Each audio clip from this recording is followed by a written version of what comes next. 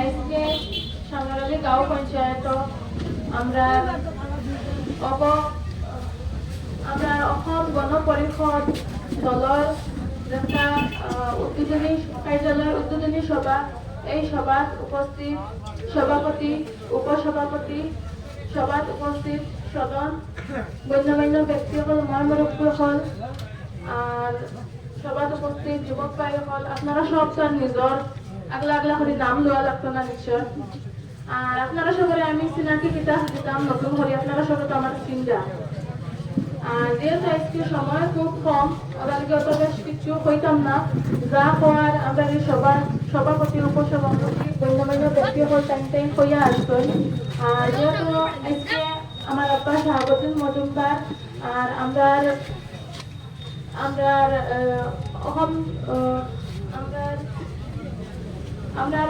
প্রাক্তন চেয়ারম্যান হবিব মোহাম্মদ চৌধুরী তাই নাইতে পারছেন না কোনো একটা কারণে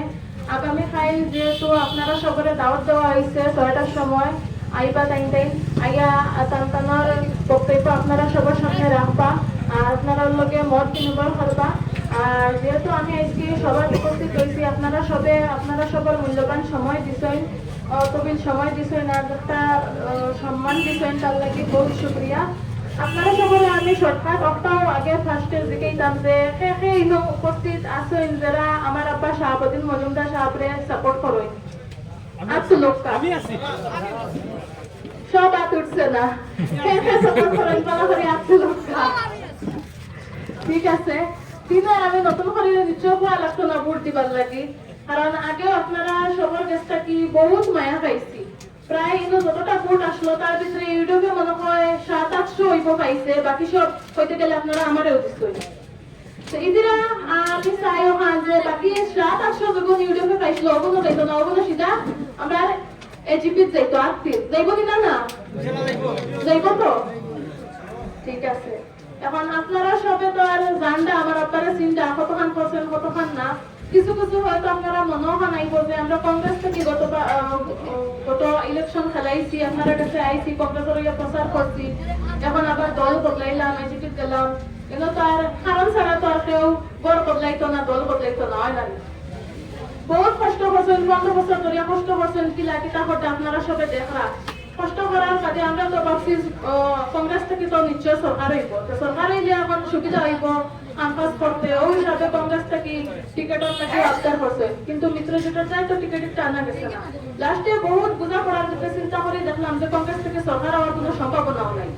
এখন কংগ্রেস থেকে যেহেতু সরকার আইতো না বিজেপি সরকার আসলো আর থাকবো তো ওই সাথে আমরা সরকারের কাম করতে হইলে আপনারা সবার সমাজের উন্নয়ন করতে হইলে আমরা সরকারের লোকে গিয়া জয়েন করাও লাগবে উপায় নাই আপনারা সবাই আমার জেলা পরিষদ বানিয়ে দিচ্ছেন আমি আপনারা সবরে আরো 5টা মানুষের কাছে সবখানে গিয়া প্রতিশ্রুতি দেখান করাইব এটাও কি তাইছে আমরা কংগ্রেসের জেলা পরিষদ আসলাম করি আমরা কংগ্রেসের জেলা পরিষদের কার্যালয় ফান্ড যেটা আইতো প্রায় 1,75,00,000 প্রায় 1,70,000 টাকার ফান্ড আইছিল কিন্তু আমরা কংগ্রেসের কর্মী আসলাম করি আমরা ফান্ড দেওয়া হইতো না আসলো 5 লাখ না কত দেওয়া হইতো আসলো আমি একরকমের হইতে গেলে দরবার করিয়া